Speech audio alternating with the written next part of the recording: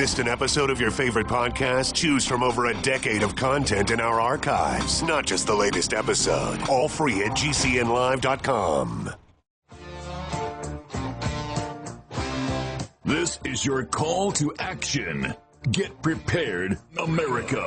Economy, survival, energy, disasters.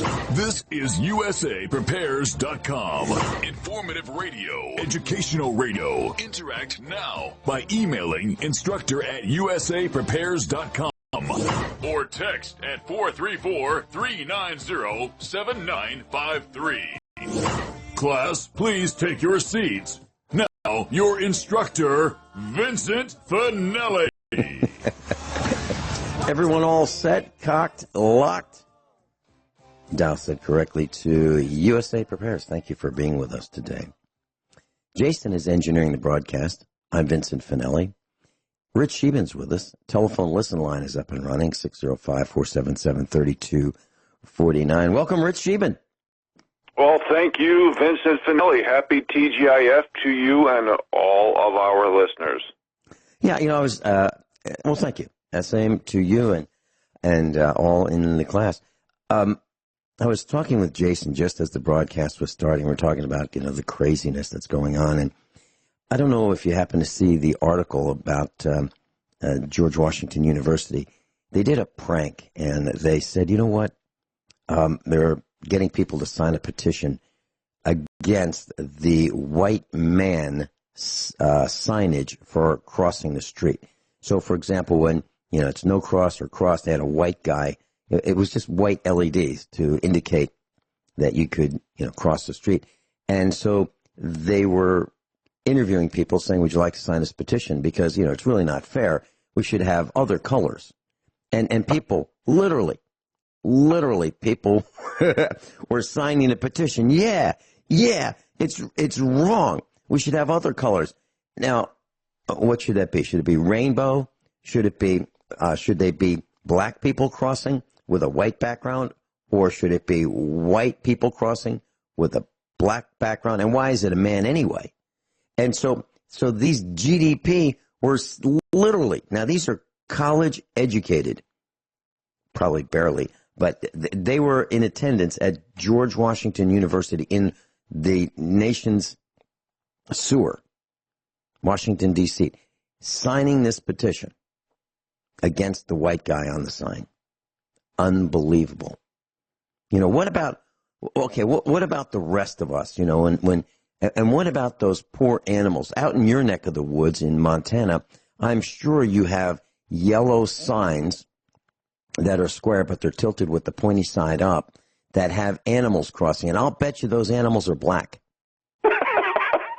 You know what? We've gotten, not only have we gotten beyond stupid, we have actually socially indoctrinated our youth, especially in colleges, to be stupid. Keep in mind that, let me just mention a couple. I call this my college comedy section, okay? Clemson University expected certain people to be on time as racist.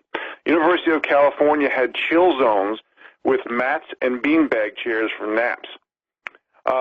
University of Arkansas eliminated C grades to start with B- level. Several universities said the American flag is a symbol of hate. Some college students were intimidated by masculine wood paneling. One university was hiring social justice warriors to tattletale on other students' free speech. Now, let me just mention some of these things that have been declared as racist. Bulletproof glass, trees on a golf course, yoga, Disney movies, calling Elizabeth Warren Pocahontas, even though she said she had Indian blood in her, to get protectionist group status to get a job. Milk. Whites don't have enough lactose intolerance, plus milk is white. Science, because black magic can't be explained by students from South Africa. Math. Camouflage. Lucky Charms cereal. Yeah, I know it sounds like I'm making this up, folks, but this is what political correctness is doing to the people. Political correctness is eliminating our ability as a country to think. The powers that be are purposely, by design, making everybody be a follower. And it reminds me of, haven't said this in a while, Vince, but probably about a year ago, last time I said this, I remember when we were in elementary school, and Muhammad Ali was fighting Joe Frazier. And I can't remember which fight. They fought 2-3 times. But some of the older kids in elementary school would yell, Ali, Ali, Ali. Well, all the little kids would start screaming, Ali, Ali, Ali. And then 30 seconds later, they would start screaming, Frazier, Frazier, Frazier. And then the little kids would follow. Frazier, Frazier, Frazier. That's what's happened. That's how much we have digressed in America. We have literally turned our people into followers and are no longer thinkers. And this is why we have to get back to reading, research, and thinking for ourselves. And that's why we're on the air, Vince. I remember when Muhammad Ali used his real name, and his real name was Cassius Marcellus Clay Jr. Yeah, he used his real name. Then he decided to be Muhammad Ali. I actually remember the days when Michael Jackson was black. I remember asking our daughter, she was very, very young at the time, and I said, so what do you think of Michael Jackson? Kind of an open-ended question like that. And our daughter said, I don't like the way she dresses. She was maybe 6 when she said that. Can you imagine that? So she didn't like the way Michael Jackson dresses. Well, we have lost our minds. We have literally lost our minds. We talked yesterday about something that it just kind of sticks in my mind. It bothers me. There was this tattooed gal. Oh, I'm thinking she's, in her late 20s, maybe early 30s. She has green hair. If I had a highlighter that was green, instead of a yellow one, that's the color of her hair. And it's not a natural green color. It doesn't look like any trees or grass or foliage or, it's a synthetic, non-natural green. She's tattooed up her arm. She's got, tattoos, at least to her shoulders. And she decided that she wanted her Tesla key implanted in her arm. Now, that's really convenient because that way she can't, unless she loses her arm, she'll be able to get in her car, her Tesla. So they broke the key apart, got the plastic off it, and just had the antenna wires and the integrated circuit. And so she had a tattoo artist, open her up, and she put it in her wrist. That is how stupid we're becoming. Now, does she really think that this Tesla is going to last a lifetime? What happens when she has to have a tune-up, which consists of changing the battery bank, which is, like a $10,000 job? So in a few years when she has to get that done, is she going to have a Toyota key or a Ford key or some other kind of key implanted in her other arm? Or is she going to take the old key out and put a new key in? I mean, this is really dumb.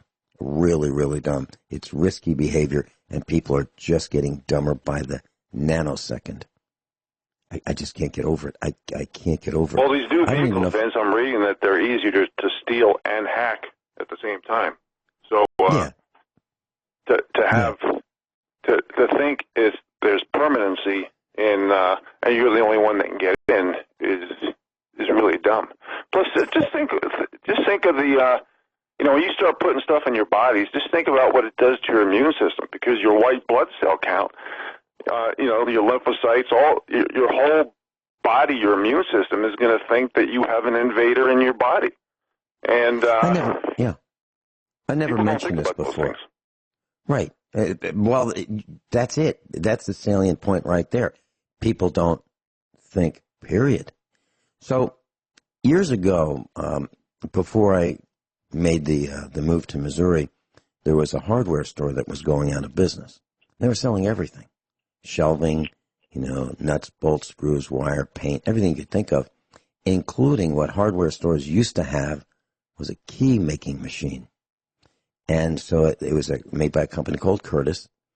And the guy wanted $125 for the key-making machine. And like a couple thousand blank keys. And the keys that, were his mistakes. So I bought it because I thought, I've got some old vehicles, and I don't know if I'm ever going to be able to get keys for them, as we get to these new modern electronic keys. So, I mean, that's the way I think. And it's still worth what I paid for it today, maybe more. Actually, I'm sure it's worth more. But people are really dumb. They think that it's too hard to carry keys with them. Too hard to carry keys. So they want to be able to just push a button and start the car. Heck, why do that? Why push the button?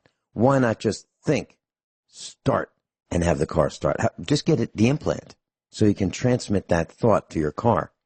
This is crazy. We are so lazy. There's so many things we don't like. A few years ago, too, Vince, about people literally sitting in parking lots like Walmart and waiting for people to press their button to lock their vehicle, and they would imitate the frequency, open up their car, steal their stuff, or steal their car. Well, yeah, there's something else that somebody could do. So you go to a big parking lot, and I'm not advocating this, but let's say you have like a late 90s, early 2000 Chrysler product, and you've got that button you push to unlock your door. It unlocks other doors besides yours. We have seen in a parking lot someone press the key to unlock their car, and then sometimes the lights come on, or the lights go on when you lock your car. So we've seen other cars in the area of the guy pressing the key, other cars being locked or unlocked. No kidding. Yeah. No kidding.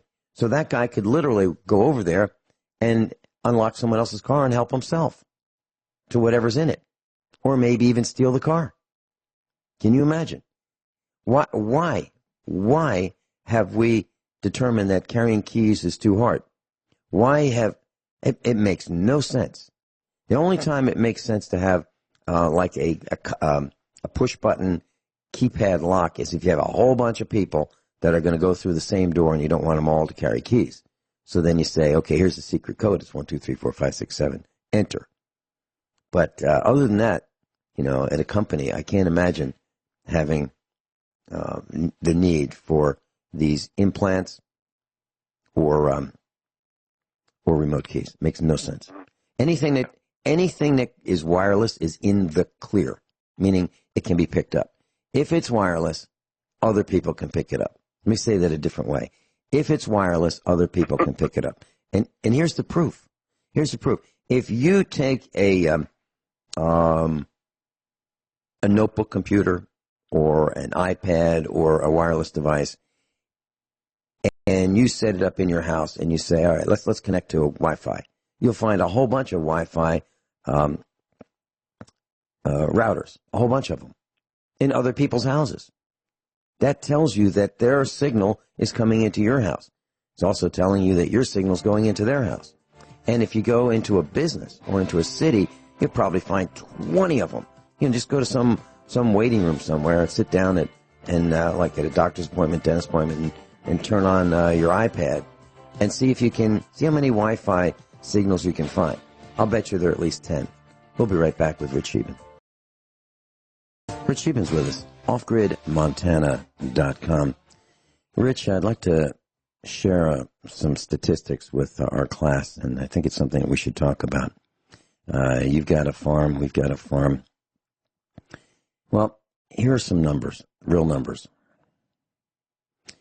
A small farm in the United States is averaging 231 acres. That'd be a small family farm. Our farm, the one I'm living on and broadcasting from right now, is 10 acres larger than that. 241 acres. Just 10 acres larger than the average. So there are plenty of farms that are bigger than ours. Now, these are small family farms. Now, a large family farm is considered 1,421 acres. 1,421 acres. A very large family farm is considered 2,086 acres. So small, 231. Large, 1,421. Very large, 2,086. Hobby farms are considered between 5 and 50 acres. Now, these are just general definitions.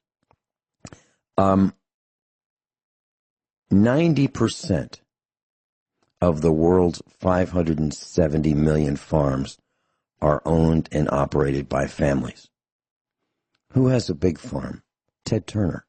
How big is his farm? 2 million acres. 2 million acres. 86% of California's farms, 86% of them, are small farms. And what, in terms of dollars, is considered a small farm? That's a farm that earns between $1,000 and $250,000 a year. $1,000 to $250,000 a year is considered a small farm. So those are some of the numbers. Now, what's happening to farmers? Between the years of 1992 and 2010, there was a study at the University of Iowa, and they determined that the rate of suicides for farmers, on average, was 3.5 times that of the general population. 3.5 times. Farmers are in worse trouble now than they were then. Family farms are going under.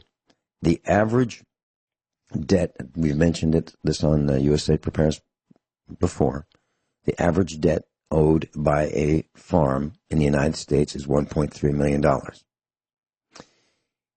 The problem is land is so expensive, the equipment is so expensive, the maintenance is so expensive, and the weather is not cooperating.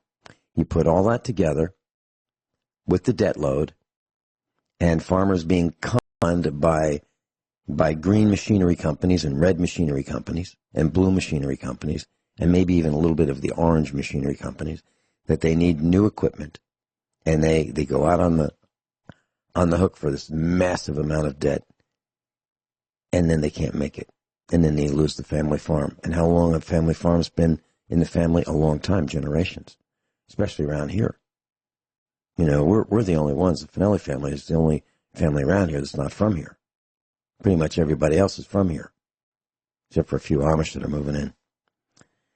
So you're going to see, why am I saying this with Rich Scheben? Because we can talk about this. Prices are going to go up. As more and more family farms go under, we have the lowest cost of operation, family farms, because the whole family works and nobody gets paid. I mean, that's what it's like. We all pitch in, and there's nothing to divide up at the end of the payday, which might be once a year or twice a year. There's nothing to divide up. So everybody gets to work for free. There's opportunity costs that, hey, we could all be pushing keys on keyboards at some other place, earning a living, making a lot more money, but we're not. We're living on the farm. We're actually providing for everybody else because we want to. And we're going under. And then we have these trade wars, and we're losing. Now, it's going to be, and I'm all for barriers to trade. I really am. I want to keep products that we make in the United States, and I want to keep products that are made outside the United States, outside the United States. That's what I'd like to do. Well, with people like the Clinton dynasty and the other dynasties that we've had, we've let foreign products come in here to displace American manufacturing. It's taken decades to destroy the American manufacturing capabilities, and it's not going to be fixed overnight, and we're all going to pay a really rough price for it. We'll be right back. Rich Scheben's with us, Off-Grid Montana. Rich, I mentioned that farmers are in trouble. We've had massive flooding. Millions of acres have not been planted in the United States this growing season. So I'm expecting food prices to go up across the board. Cattle feed, cows are fed corn to fatten them up. We don't do that. We don't feed corn to our cows, but we just feed them grass that we grow here naturally. But prices are going up. Dog food's going up. Anything that's got corn in it's going up, and grains. What's your take on all of this?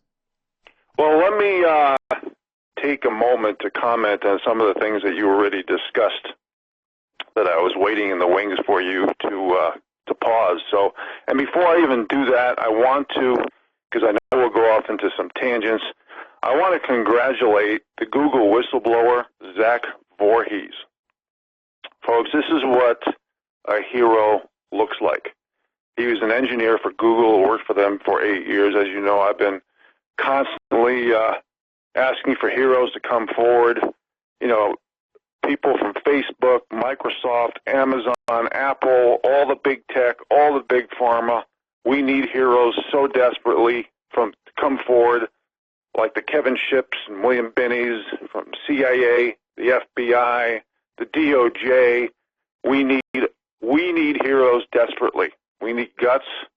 That's the only thing that's going to save America. In fact, I even have an article here. Microsoft admit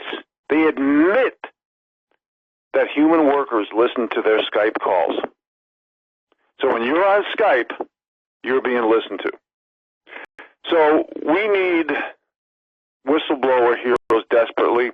So again, Zach Voorhees, if you're listening, or if anybody in his family is listening, I tip my hat to this hero. Congratulations. Keep up the good work. And let's start fighting for the little guy. Now, to comment on some of the things that you were talking about, as far as farmers go, you know, I call my place a hobby farm. You know, I look at it as a lifestyle, organic food, building skill sets, interest, hobbies. I know I've had over 1,000 people here over the years who want to live off grid, who want to think outside the box, and a lot of parents and grandparents are very concerned about their children because they don't have the balance between technology and nature. They're literally just walking around with their head down, their thumbs moving, bragging about their technological skill, but they don't want to do the work to learn the technological skill sets of living off grid, which is that it's modern technology. That's what a solar array is. Now, moving on to something else you said, you mentioned Hillary and trade wars. I want to give a different perspective here. I've never heard anybody talk about this, except in bits and pieces, but if you connect the dots, think about the fact that Hillary was sending emails to China. Think about how Hollywood protects the Democrats. Think about all the evidence that shows that China now owns Hollywood. Now, put this in perspective regarding our trade war. Now, do you think China is in a hurry to settle trade issues, or are they going to wait around for another year plus to see if Biden possibly wins the presidency? Because there's plenty of articles out there that shows that Joe Biden and his son, whether it be through China, Ukraine, have been bought off in the billions of dollars, pardon me. And of course, China has issues with, our big tech literally selling treason with China, plus copyright laws, patents, intellectual property, and all the other issues that we've talked about many times. But when you really connect the dots, trade war, Hillary, Joe Biden, Democrats, Hollywood, you can really see, and I'm making a long story short because we can do 5 shows on this, Vince, but you can really see that Donald Trump inherited a disaster. And the reason why he's doing what he's doing is because he wants to penalize companies for being abroad and not hiring U.S. workers. He wants to try to bring U.S. companies back. So President Trump is really throwing Hail Marys out here. And none of us have a crystal ball to see what direction things are going to go in. But keep in mind, when President Trump came in, we were at the end of a record economic cycle. And a lot of people are saying we're at the end of a central bank cycle. And I can't tell you, unless you're a regular listener, how much I've discussed the central bank corrupt monetary policy, Keynesian economics, our present demographic situation, along with group identity politics and the rigging of the game and all the unsustainable headwinds that we have for future rates of growth. I mean, Vince, whether I monologue or I've been with you, I've talked about this for hours. So President Trump doesn't have a lot of options out there, and that's one of the reasons he's doing what he's doing. The fact that we haven't gone into an official recession. And I tell you, I think there's probably better than a 50% chance we will not go into an official recession by the election. And this is just my shooting from the hip opinion, because of the fact that the units of measures, the calculations that we use is very forgiving. That was inherited from the Obama administration. So I think we're going to keep our head above water for a recession. And we'll see what happens in his next 4 years and what he's planning on doing with our economic structure, because everything's up in the air right now. No one knows if it's going to be crypto, if it's going to be gold. Are we going to keep the Federal Reserve note? Are we going to have a Treasury note? Is it going to be backed by silver and gold? Are we going to have SDRs monitored by the IMF? I mean, are we going to have an international dollar, a domestic dollar? And I think that's why you see so many of the elites buying land and so many big corporations buying land and farmland, and that's why the little farmer can't compete. But for the bottom 93%, I think what you need to do is look at it from a hobby farm perspective, look at it from a health perspective, look at the skill sets and the organic food you can harvest, whether it be through having a garden or raising animals or learning how to hunt and fish, learning about edible and medicinal plants. It's all, we have to dovetail 19th century skills and we learn them with 21st century technology. We can't forget about the old. So, Vince, what do you think about what I just said regarding when you talked about trade war and Hillary, about connecting the dots in that fashion, Vince? Let me connect the dots very simply with an example. I just got a flyer in my email this morning from Harbor Freight. They're having a nice tool sale. I don't know of one single product that Harbor Freight sells that is American-made. All of the products that I've seen that they sell are from China. So I just looked up the price. What is the price of a pair of lineman pliers? Now, they're 9.5 inches long, and these are pliers that you would use to cut wire and twist wire. So if I were wiring outlets in my house, I would use this type of plier. It has a flat grip and wire cutters, and the one that Harbor Freight has also has a crimping tool built into it. So it's kind of a useful tool, $16.99.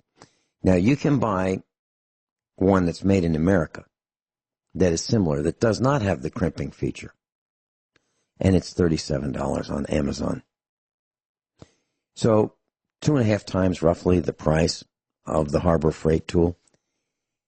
If that's the case, who is going to be buying the Klein brand tool? Now, we have some here, and they're old. But 2.5 times the price now? People are going to switch to the Chinese products because Gresham's Law, it says that bad money chases out good money, which is the same for products. Cheap products chase out expensive products for most of us. Now, the wealthy, the top 7%, top 3%, top 1%, doesn't matter whether an appliance costs $1,000, $2,000, or $10,000. It doesn't matter. But for the rest of us, it does. So the rest of us are going to have to shop and buy substandard products because that's what's being manufactured today. I was watching a video from the Canadian Broadcasting Corporation. They had a couple guys who were appliance repair people for like 30 years. And what they did was they talked to customers who had new appliances. And they had all kinds of failures with these new appliances. The repairman would come out because the kitchen floor would have water on it from the refrigerator. Why? Because the cheap Asian refrigerator would have too small of a drain line to drain the moisture that would condense on the refrigerator into a drain pan. We've never had that problem with American refrigerators and freezers. They've never leaked on the floor. They had tried and true tested designs, and they were less expensive. They weren't $1,500 like they are now. And I was talking with Steve Elkins. He bought a house, and it came with a refrigerator, and had this real nice, shiny Asian refrigerator. And they jammed it into the space, the custom space within the cabinets. And the skin of the sides of the refrigerator wrinkled by pushing it into place. That's never happened with an American refrigerator. And his failed. It's got an electronic display. He didn't buy it. It came with the house. He can't stand it. He's getting rid of it. They look great. They look beautiful. They're works of art. But they are not durable. But yet people are buying them. And what comes to my mind is how's that happen? Well, if you call someone on Craigslist who's selling their appliance, their old one, they'll say, well, why are you selling that freezer? Well, she, meaning the wife, she wanted, a different style. She wanted stainless steel. She. It's always the wife or the gal in the family that makes the decision about what appliances they buy. And they're choosing the ones with the displays, the ones that look nice, but they don't realize that they're substandard construction and they don't last. So when I look at what's happening all around, it's not just farms, it's everywhere. People are doing the dumbest things. They are buying appliances without thinking. How is it possible that you can go to an appliance store, open the refrigerator door, the freezer door, and not say, wait a minute, how come this doesn't have any weight to it? How come it's so light that you can blow on it and move the door? Why? But people don't think, maybe I shouldn't buy this piece of junk, but yet they do. We'll talk more about this when we come back. Rich Scheben, offgridmontana.com. Rich Scheben's with us. Rich, back in the 1970s, I bought a hammer. Still have it to this day. I use it. It's my favorite hammer. It's made by a company called Estwing, Estwing. Paid $18 for it. And you can go to Harbor Freight today and you can buy an equivalent weight hammer. Not equivalent in construction, but one that'll do the same job for $2.99 when it's on sale. That's what we're facing in this country. That's why businesses have gone under in the United States. The same Estwing hammer that I bought, you can get today. I looked up the price at Lowe's. It's on sale for $21. So it doesn't cost much more. It's still made in the United States. Somehow they've kept the price down, but you can get a hammer for 1/10 the price, roughly, if you want, at Harbor Freight. That's my take on some of the things that are going wrong, things that are wrong with trade. A pair of Florsheim shoes, if they were made in the United States, they used to cost $27.50 an hour, over $300. I looked at some these ads pop up for like briefcases, leather briefcases made in Italy, $450. $450.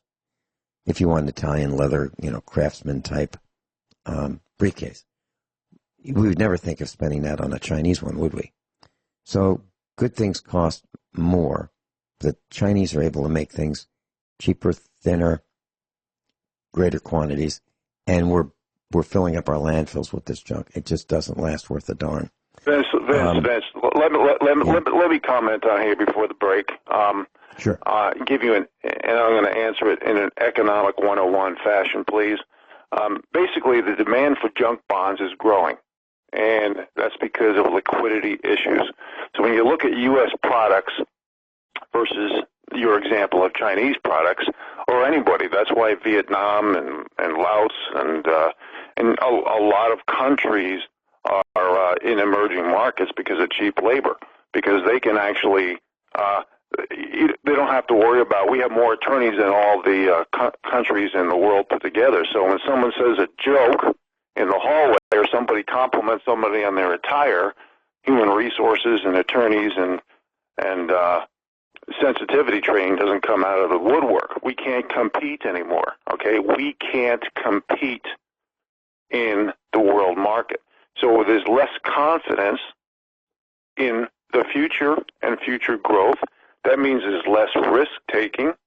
That means that's why there's less products. That's going to be synonymous to less economic growth. That's why our GDP is at best hitting 2%, especially after all the new information comes out a year later, the revisions as they call it. And that's why we have low interest rates and need low interest rates. That's why I talk about if interest rates go up, everything blows up. We have to start thinking differently, folks, because political correctness, jobs leaving overseas, us importing deflation and exporting inflation, we can't look at GDP or economic growth or 70% consumption anymore as success. We have to start changing our barometer. And if the powers that be choose inflation over deflation, a little deflation right now for the bottom 93% is good. If we have inflation, everything blows up. It's over for the little guy. We cannot have higher interest rates. We cannot have higher prices. Now, deflation is not the best thing in the world either, but the central bank's job is to keep 0% inflation. They're supposed to keep us at par, and that's part of the Keynesian economics game plan, which I've talked about till I'm blue in the face. And you cannot have a situation that makes people spend more and more every year. You know, buy more, print later, print inflate.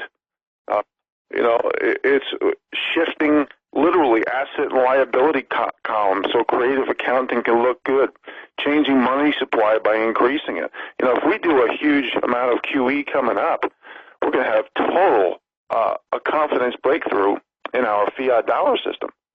So I don't know what system's going to be coming later in the game. That's why I talk about this recently, just a segment or two ago. With robotics, automation, and artificial intelligence taking jobs in a stagflationary environment, it's just the question is when this deflationary, stagflationary environment is over and they start printing money like a bunch of drunken sailors in a bar and confidence level goes down, what's going to happen? Now, if we go to an inflationary, stagflationary environment, it's going to be all over for the little guy. We will have an official caste system in America. And this is why we have to start preparing financially, economically, socially, politically, but mostly building skill sets and going back to the old ways. Vince? You used a couple of words that I'd like to discuss more when we come back. Inflationary and stagflationary situation. That is like the worst thing that can happen. And you also talked about revisions, economic revisions. When did that start? When did that become popular? I believe during the Clinton administration, lying with statistics. We'll be right back after news and commercial announcements with Rich Scheben. Rich Scheben's with us, offgridmontana.com. I remember being in the workforce, and I remember having a budget for my department. And I can't imagine ever going to the boss and saying, well, I think it's going to cost about $100,000 to build this computer system, and then revising it later on saying, you know what, I was off by a little bit, and it's actually at $300,000.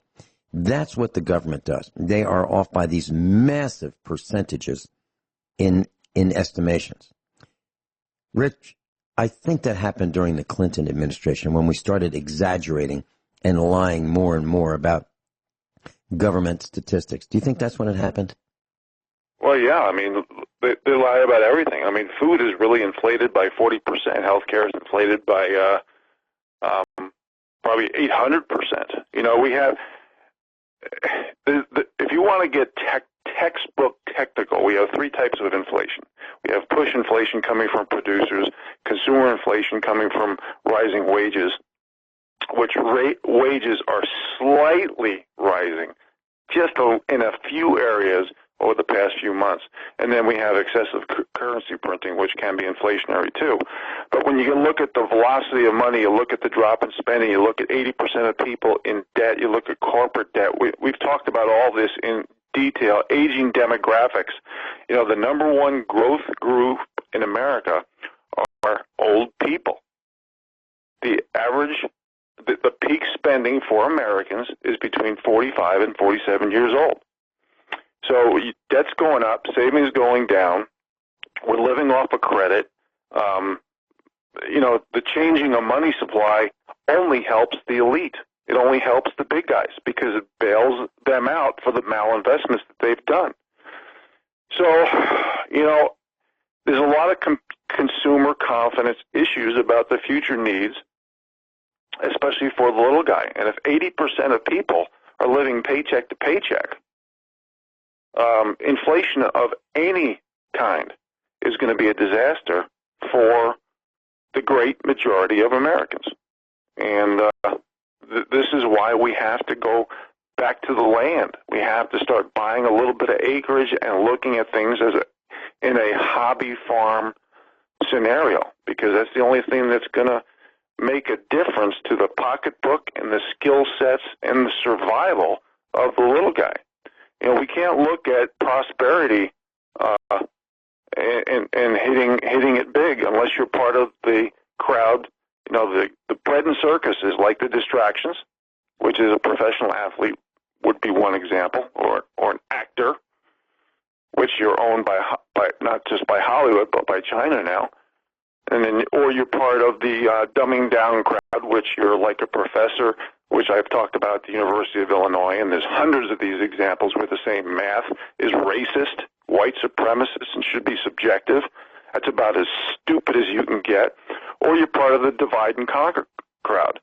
And we should stop saying divide and conquer, because it's divide to conquer. So, you know, when you live in, I mean, this Orwellian 1984 Twilight Zone episode that we're living in, I mean, we're well beyond that stuff. Even Orwell or the best writers in the world for science fiction couldn't come up with some of the crap that we're living in today. And this is why the narrative has to be held by the people, by the little guy. This is why we have to stand for principle, the same rules, laws, and accountability for everybody, truth. If someone has less consequences for their behavior because of what group they're from, then you get to do it too, and then let's have practice what you preach laws. Everything is done in our society to protect the big guy. It's just like this, all these declassifications, like let's just take FISA, never mind the Epstein situation. The Obama administration illegally spied on American citizens, spied on the Republican Party, spied on Donald Trump, while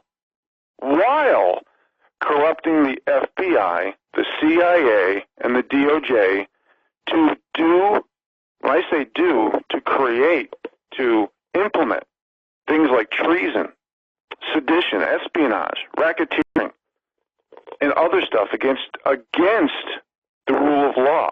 And I'm not repeating things because I'm trying to be condescending to the audience. I want to make sure that this is well heard. And this will be by far the worst government scandal and threat to our Constitution, our civil liberties, in the history of our nation. This affects our confidence, consumer confidence. This affects our commerce. Everything is done. That's why I said the other day on Tuesday, and I'm paraphrasing what I said, but if the Epstein names don't come out at the highest levels, if the FISA, all these things that we've asked for declassification over the past several months, Uranium One, the Clinton Foundation, all the geoengineering and weather modification tools, all the documents related to Barack Obama and the billions of dollars of cash given to Iran, all the documents about 911, all the documents related to alternative energies. These are some of the things that the people have been asking for. If this doesn't come out before the election, hopefully before the end of the year, the calendar year. If this stuff doesn't come out, forget about saying the word America, forget about sovereignty, forget about freedom and liberty, forget about any supply and demand and free markets regarding commerce, forget about common sense and logic, forget about the rule of law. It's all gone. This is the turning point right now, the next few months. If these declassifications that I just mentioned does not come out at the highest levels, I don't mean a slap on the wrist. I'm talking jail time, prison time for life. I'm talking military tribunals, because that's what treason, sedition, and espionage is. Even using foreign countries and foreign spies against the American people. If this stuff doesn't happen, we can talk all day about hammers and wrenches and China. If this stuff doesn't happen, America and everything about it, the Constitution, the Bill of Rights, a million-plus American soldiers who died for our freedoms and liberties, it'll be all for naught. Vince? Rich, you talked about inflation, different causes of inflation. And class inflation is really simple. It can be viewed as more money chasing the same amount of goods. So more money causes the goods to rise in price. And what causes more money? Well, the printing of it certainly does. Now, that's a problem, because before the Federal Reserve came into existence, we didn't have inflation. There was no such thing as inflation. But since the Federal Reserve, we have inflation. You combine that with what Rich is talking about, which is called stagflation. This is like the worst of two things that could happen. Stagflation is wages stop increasing. Prices go up, and wages don't go up. So it'll cost more for fuel, it'll cost more for food, it'll cost more for housing. Everything will cost more. And you'll have less money to buy it with. That's the worst possible scenario that I can think of. And that's where we're going. It's already started. We're already here. The early stages of it. And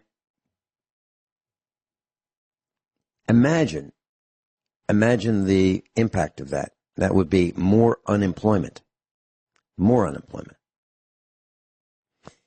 People are losing their homes because they can't pay their medical bills.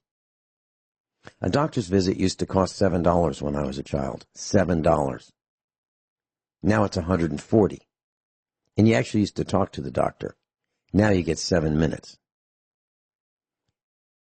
Everything is going wrong against the little people. Everything. I can't think of anything that's going in our favor. Nothing. Rich, do you have an additional definition of stagflation?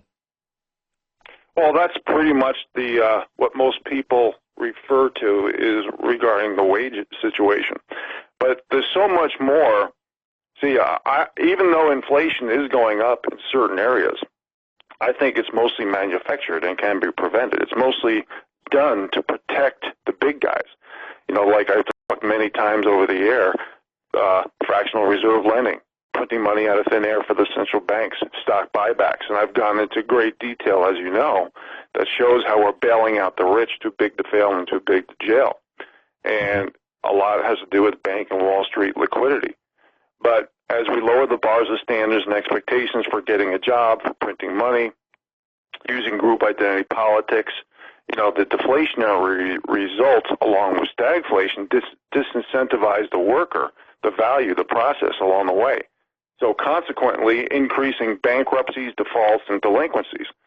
So economic cycles, wealth inequality, debt increasing is going to continue. When we have bankruptcies, defaults, and delinquencies, it doesn't affect the big guy. The big guy usually gets bailed out. It affects the little guy. So that means there's more cost shifting. Let's look at a micro example. Let's say we have a town of 10 people, and there's one store. Okay, let's say that, or two stores. It doesn't matter. And let's say 4 people, or 5 people, or 5 families. And what's a family today? So I say that in quotes. Let's say they go bankrupt. So those families owe the store some money. What's the store going to do? It's going to have 2 choices. It's either going to go into bankruptcy itself or some type of default situation, or it's going to cost shift the price of the goods and services and products from that store.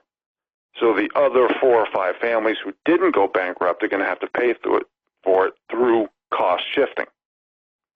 So no matter which way we go, it's going to lead to less lending, which creates a decrease in money supply. But if they're going to be increasing money supply, it's going to be even worse, and they're going to say, well, we can't have deflation, we're going to go into inflation, which is the absolute wrong thing in the state that we're in. So even if these loans are repaid, they're not creating wealth, and it deflates the bubble by cheap money, non-legitimate dollars. So shuffling dollars and creative accounting for non-productive, non-earning sources activates and discredits the whole system.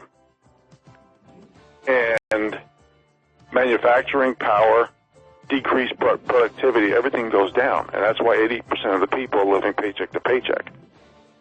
Remember, percentage interest rates are a function of growth, wages, and inflation. You throw supply and demand in there, you throw in debt, it's a lot worse than that. Rich Sheben's with us in class. In case you're wondering who owns YouTube, that would be Google. Google bought YouTube in 2006 for a little over $1.5 billion. And so YouTube is owned by Google. And the reason I'm mentioning this is people are wondering why there's so many commercials on Ron Gibson's YouTube channel. That's Google. Google inserts them. And I believe, it is my opinion, that Google is trying to discourage people from learning how to do things, how to protect themselves, how to defend themselves, how to prepare for their families. And so those of you who are interested have to put up with all these commercials on YouTube. We've had as many as 9. Now, Ron Gibson strips out all the commercials from the network, meaning GCN. They're all stripped out, with GCN's permission and with mine. And then Google puts 9 of them back in. So that's where they come from, in case you were wondering. But Sheben, we were talking about stagflation, inflation. And what about Epstein, his death? We know that he was a very high-profile prisoner in the U.S. prison system. He was in the news every day, all day. We know that he had dirt on high-ranking Democrats in his pedophile sex ring. We know that he had cameras recording the movements on Pedophile Island, where he had these young girls made available for the pedophilia desires of people who know better. It was a huge cartel, and many people believe that he was a guy who was paid to entrap, ensnare, and video and get evidence. Boy, the minute I talk about him, I can see the frame loss on this broadcast. I can see it on the screen. It looks like, according to lots of articles that I've read, that Jeffrey Epstein was not this brilliant financier. His job was to ensnare people and to used their weakness with the desire for young underage girls in pedophilia so that he could get dirt on them, get information on them, put them in his black book, and use that to, and a lot of people think blackmail these pillars of society, these leaders of industry, these leaders of government, so that they could be blackmailed into doing whatever the runners, the rulers of the planet want them to do. What are your thoughts on that? Well, it's been 40 years since there was a suicide in that prison. He had a bunch of broken bones in his neck. Let me share two articles from the alternative/new media. Epstein's guards falsified records to say they had checked on him. Next article. New York City police chief who seized Anthony Weiner's laptop resigned from the force to take up a cushy job at the Clinton firm. Let me reread that, please. Here's an article published in the public domain. All the articles I refer to is published in the public domain. This isn't Rich and Vince making up narratives. Okay, here it goes again. New York City police chief who seized Anthony Weiner's laptop resigned from the force to take up a cushy job at the Clinton firm. Now, I know this audience, this question is going to be irrelevant, rhetorical, but why would anybody these days, anybody who has any ounce of common sense, believe or listen to the mainstream media? Why? It's all false flags, lies, propagandas, and hoaxes. Everything. Everything. We'll be right back after the break, folks. So we've been talking about the pedophile Jeffrey Epstein and some of the things that just aren't right. And as Rich Scheben mentioned, the autopsy showed broken bones in his neck, which were common in strangulation deaths. So I don't know anybody who believes that he killed himself. I really don't. And one of the reports on thegatewaypundit.com says that Epstein told his lawyers on Friday, the day before his death, "See you on Sunday." And they found him dead on the day before, Saturday. The guards didn't check Epstein for hours. There were reports of screaming. There were reports of screaming the morning Epstein died.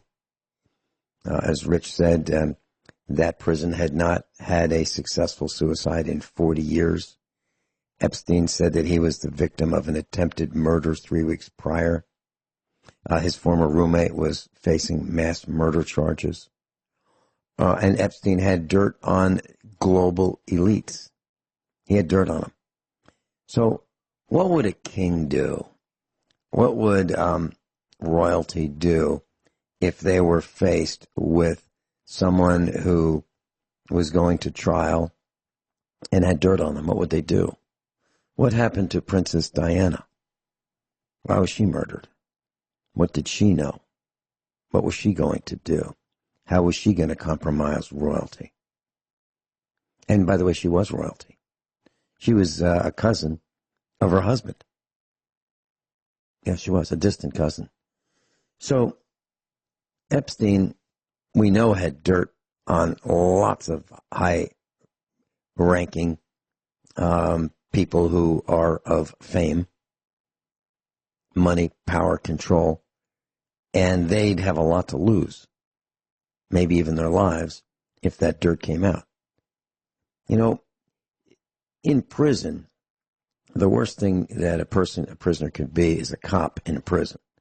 The second worst thing would be a pedophile. Actually, they're probably running neck and neck. Entering the prison system as a pedophile or as a cop would be the two most dangerous things to be a prisoner. in terms of your life continuing after entering the prison system. And so having all this dirt on all these people who would probably go to prison if they received a fair trial, they would be in fear of their lives. So it's really clear to everybody I've talked to that Jeffrey Epstein's death was because of what he knew and who he knew. Rich Scheben? Well, let me go to a few articles here. Feminist strips naked in front of children for art display. This is called grooming kids to normalize pedophilia, so they can get it in the books and hopefully save these people in case this information comes out. Next article, a legal immigrant bought baby for $80 in Guatemala to get priority release in the U.S. Let me repeat that. A legal immigrant bought baby for $80 in Guatemala to get priority release in the U.S. So what's going to happen to that baby? Is it going to go into the pedophile coffers? I don't know. This is the problem with our, the next article here, FBI investigating Epstein's death in Manhattan jail cell. When you read that article, I'm sure everybody in this audience are thinking of words like pot kettle, fox, hen house. I remember reading an article just on Tuesday, Vince, or last week, I can't remember when it was, when the FBI was helping. This was an article, a published article. The FBI helped Hillary Clinton bleach bit and hammer and get rid of email evidence. Think about that. This is why there's so much stupid news and distractions. Like Elizabeth Warren just said that Donald Trump, when he gives a talk, is winking and nodding at white supremacists in the audience. Okay, this is the same person. This is Senator Warren's math. Pardon my digression here. She's talking about gun taxes. 30% gun tax, 50% ammo tax equals 80% drop in deaths. You can't define stupid more than that particular statement. And I'm going to go back to a statement that I say once in a while when applicable. An Illinois Democrat, Representative Danny Davis, says it's acceptable for only wealthy individuals having access to firearms if a 50% federal tax on all guns and ammunition becomes law. Aristocracy managing the serfs. See, we don't have practice what you preach laws. That's the problem. We expect the aristocracy who tells us how to live, what to do, what to say, how to think, but they're not doing what they're telling us to do. And this is why the authoritarian, socialist, tyrannical dictatorship that's controlled by fascism and the MSM wants to control the media first. They don't want citizen journalists. They want to control the police. They want Antifa to do whatever they want. They don't want due process because money is going to run the schools and the law. Speaking of schools, they want government controls of the schools, not homeschool, not parents. There's one article, somewhere in here. Anyway, I'm going to have to paraphrase it, where a parent was getting sued by the school system because they were saying derogatory things about the school system. Well, the parents pay for the schools through property tax. The parents are supposed to run the schools. But see, they don't want good due process. They don't want government. They only want government to control the curriculum, not the parents. We're getting to the point that the left is saying how they're so great. They're calling the right Nazis, but everything I just mentioned is what Nazis and authoritarians and communists and socialists do. There's no difference today between communism and socialism. They used to say, well, socialism, they don't kill you. Yeah, they do. It's just made to look like a suicide, but they do kill you. So we need to start acting like citizens who expect the government to work for us and not the other way around. You know, we're not anti-government. I don't know anybody who's anti-government. But we're anti-too big government, too corrupt government, too manipulating government, too overspending government, too incorporated government, too elite-controlled, too anti-constitutional government. So, Vince, I'm just going into my little rants this morning. And I'm looking at the time, my gosh, 2 hours goes so fast. Let me share this. NewYorkPost.com. NewYorkPost.com. Class, I don't know if you had a chance to see it on. It's taking the internet by storm. There's Bill Clinton, white-haired Bill Clinton. He's pointing at the viewer. He's lounging in an expensive chair in the Oval Office in this painting. He's wearing a blue dress and red high heels. Let me say that a different way. Bill Clinton in a chair, in a blue dress, like a Monica Lewinsky type dress, pointing at the viewer in high heels. Okay?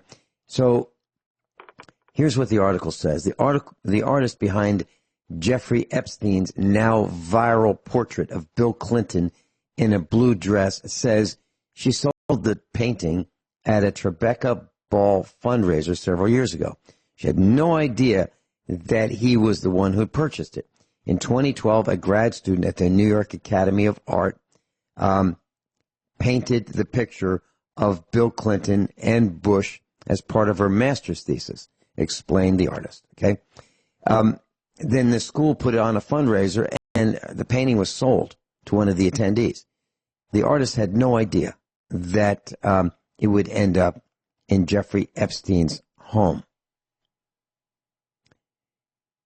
Here is, I'm going to read this quote from the article. It was one of several bizarre art pieces that Epstein, 66, kept in his $56 million mansion. The convicted pedophile also had taxidermied tiger and poodle and mannequin hanging from the ceiling, dressed up in a wedding gown, and a $5.6 million painting of a woman cupping her bare breast, end quote. That's what the article says. You need to look at this picture or this painting of Bill Clinton wearing a blue dress and white and red high heels in the Oval Office. George, in New Hampshire, I'm so glad you called in. I've received several calls.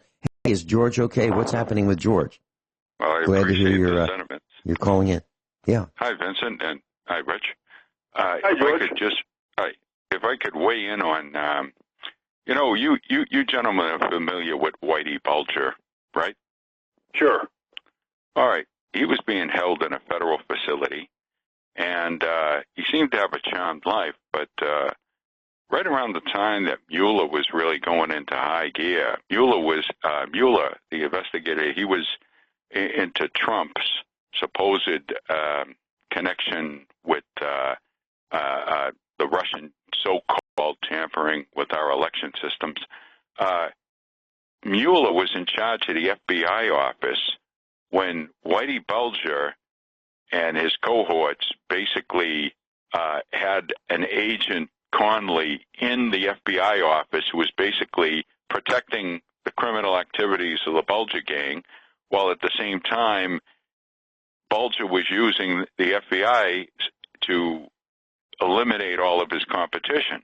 Well, he was beaten to death in prison, off cameras, and again, federal facility, supposedly supposed to be protected, especially when you have a high-profile individual like that. You would be especially on high alert. Now, we're in a system, gentlemen, that's not unlike, if you go back to the days of the Crusades, supposedly as the story goes with King Richard. The Normans, a certain group of Normans under Prince John had usurped the authority of the proper king, who was his brother, who was away in the Crusades in the Holy Lands. And what they would do is basically they were doing whatever they really damn well wanted to do. And when a crusader would come back, he'd find his lands confiscated. And if he was a high-profile enough crusader, well, they couldn't just kill him outright. They had to make it look like an accident or make it look like something else. And these basically, it was feudal times. And we're rapidly becoming back into serfdom again, as I'm sure what you've been saying, Rich, right along. And Vincent, you can see it as you just look at the statistics, and year goes by about how they're encroaching on your farm, and they're encroaching on freedoms, and so on and so forth. I hear the music, gentlemen. If you don't mind me hanging on, I'd appreciate it. Absolutely. George in New Hampshire, USA Prepares instructor. Rich Eben and I will be right back. Rich Eben's with us, offgridmontana.com. George in New Hampshire is with us. George, I have a quick question for you. I was on the phone recently with one of our instructors, and he mentioned that last time you were on, you were talking about a book that described getting workers ready for factory work, conditioning them, and it was around World War II era. Are you familiar with that? I remember Joey requested, and I've been looking for the scrap of paper I wrote it down on, because sometimes you hear something on a blip, and it's like you just grab a pen and paper and you scribble it down, right? And then you put it aside for future reference. Let's just say I haven't come across it yet, but I haven't forgotten it. But as soon as I find out, I promise. Yeah. Just let me know, and I'll get it to Joey. You know how continue. I found out about that too? I don't mean to interject. Do you mind if I say one thing? No, please do. I worked for the post office for a time, for some years, many years ago, back in the late 70s. And I remember one time they had a pretty big school with a pretty big, long, it was one of the newer schools, and they had all these neighborhoods on the side of it where it was like a horseshoe-shaped, where my deliveries were. They had what they called the relay boxes. They were the green mail boxes where the trucks would go ahead, drop off your mail, and you basically would have your satchel full of mail when you leave the post office. You'd catch a ride with a truck or by bus or whatever, or walk.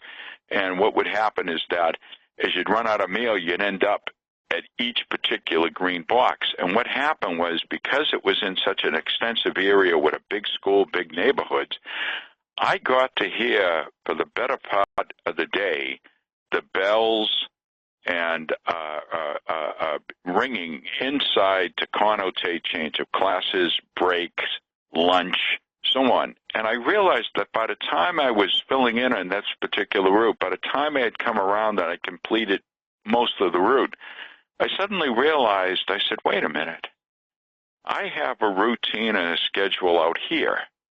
And all those students in here have a routine and schedule in there. This is something that came to me back in the 70s. And I said, you know something?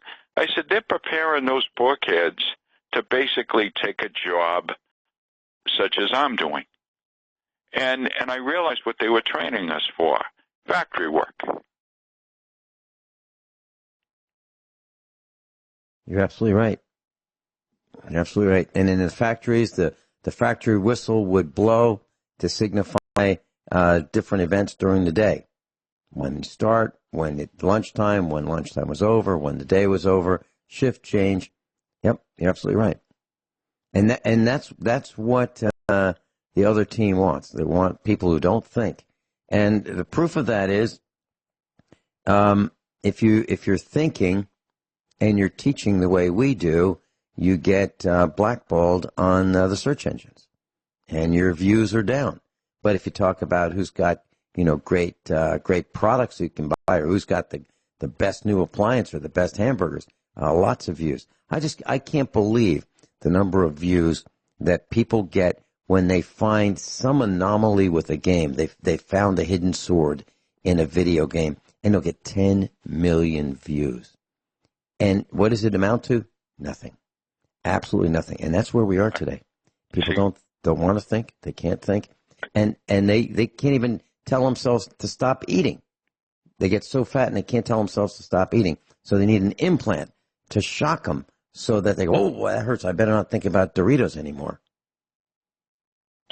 Well, guys, everything is fake and phony. That's why I say everything is a propaganda, a lie, a false flag, or a hoax. Everything is How about bought this? and paid for. When you were talking Rich? about the system, it's all bought and paid for, especially at the hierarchy top. How about this?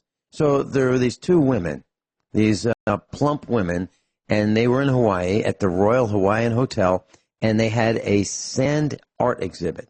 Okay, someone spent a lot of time with this sand sculpture, and it had glass around it.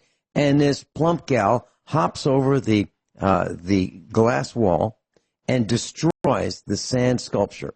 And then her accomplice videos it on the smartphone. What kind of stupidity does it take to do that? What kind of a mindset? Why would anybody do that? She literally hops over this glass partition that is high enough to keep you out so you can look at it but not touch it, and destroys it. That's the kind of stuff that's going on.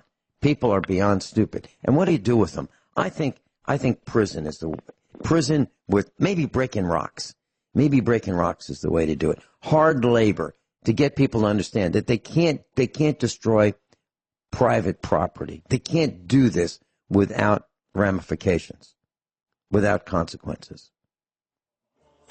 And it's like the mail guys who would throw the mail down the sewers. George, you've heard of that, right? Instead of delivering it. I was told about that story, yeah. When I was in the post office, they said, you know what he said? He was a poor section of town. He goes, look, all they wanted are the checks and the first-class mail.